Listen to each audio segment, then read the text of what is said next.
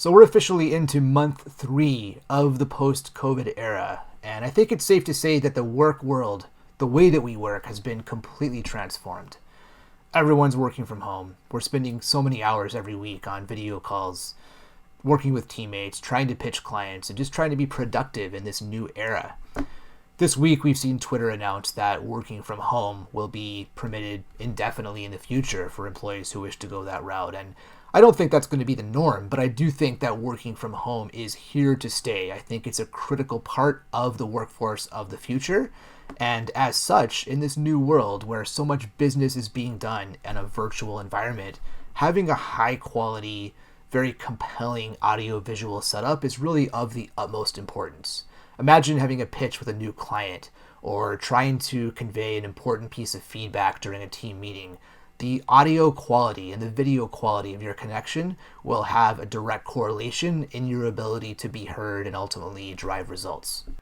So I'm here today in my own home office, which, by the way, does not look nearly as glorious as this setting implies. More on that a different time. But anyway, I think one of the most often overlooked issues or factors that drives your video conference experience is your actual internet connection. I'm not talking about the speed of your connection, the ability to download huge files quickly. I'm talking about the responsiveness, the latency of your connection. And here's a quick video that explains what I mean. Ping is a method of measuring latency, or the time it takes to send and receive a packet of data between two devices, such as computers on a network. Low ping times are extremely important in scenarios where the timely delivery of information is more important than the quantity of information that can be delivered. So let's break this down. Take a service like Netflix. You've got multiple devices in your house. Maybe you're streaming at high resolution. In this case, you need very large amounts of bandwidth. Your download speed is what matters.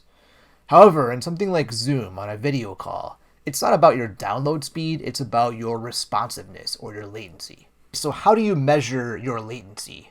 Well, the good news is it's very easy. There's a bunch of websites and tools that you can go to. I prefer fast.com. It's very straightforward. Go to the site. As you can see here, by default, it will just show you your raw download speed. However, click more info and you will see your latency. Now, you want this number to be as low as possible. So in my case, I have a very fast connection. I'm hardwired.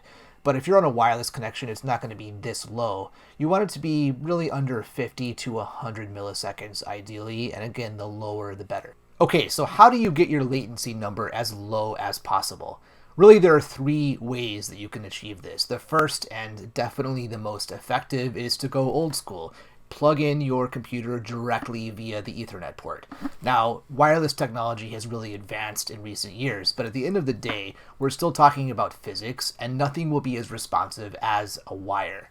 This isn't always possible. You have to be obviously within physical proximity to your internet router, or you have to have the right cables in your walls to enable direct connections. But if you can find a way to do this, it's definitely a worthwhile investment, and it will be by far the most stable, high quality, low latency connection. So if plugging in directly is not an option, the next thing I'd recommend is simply try to reposition the location of your actual Wi-Fi signal. By default, your internet service provider will often stick your Wi-Fi router deep in a closet. Maybe it's buried behind a bunch of TV equipment. These are all things that have a really negative impact on the signal quality. You want to be as close to line of sight as possible from your device to your router. So if you can avoid going through walls, avoid going through ceilings, those are all things that will have a very negative impact on your latency. Okay, on to step 3. So you've tried repositioning your wireless hardware, but you've had no luck. So at this point, what I'd recommend is investing in new wireless hardware. Now, to be clear, I'm not saying to go out and buy a fancy new router with 15 antennas that claims to have the latest technology. What you want here is a mesh router. These are basically multiple devices. They're designed to blend in with your environment. This is a great example from my living room, in fact. And as you can see, you don't even realize there's a wireless router sitting here, fully wife approved, which is a big plus. And this essentially allows you to put your wireless broadcasting devices throughout your house in locations that matter. So not only will you have a mesh router very close to your workstation at home, but you can also have wireless routers throughout your property to make sure that wherever you are in your house or even in your yard or patio, you're able to have a really high quality connection. These aren't cheap, but definitely effective. If you can't go with a hardwired connection, it's definitely the next best option. So there you go. Hopefully some useful tips there for optimizing your work from home situation and the quality of your video calls. Thanks so much for watching and have a safe and sane week.